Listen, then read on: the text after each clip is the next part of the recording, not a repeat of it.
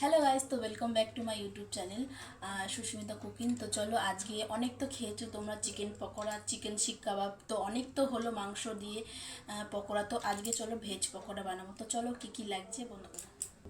তো দেখো, এখানে আমি কেটে রেখেছি কুচনো আলু, কুচনো ভেন্ডি, কুচনো পটল, কুচনো টমেটো, আর এখানে আমি দিয়ে দিয়েছি আম কেটে রেখেছি। আর এখানে দেখো কুচনো কাঁচা লঙ্কা।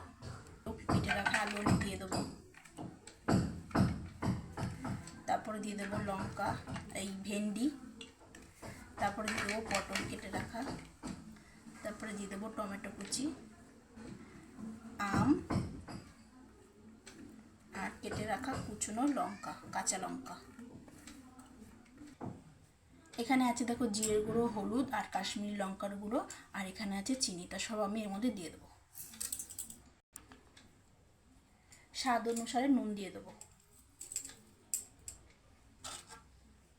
আমি এখানে 100 গ্রাম বেসন নিয়েছি, দিয়ে দেবো। কাঁচা জোয়ান আর মেথি ভালো করে হাতে রগড়ে দিয়ে দেবো।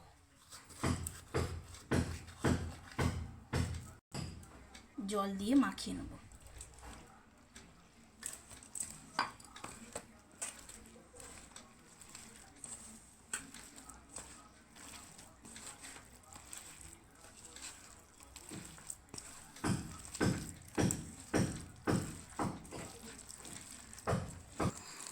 মাখানো আমার হয়ে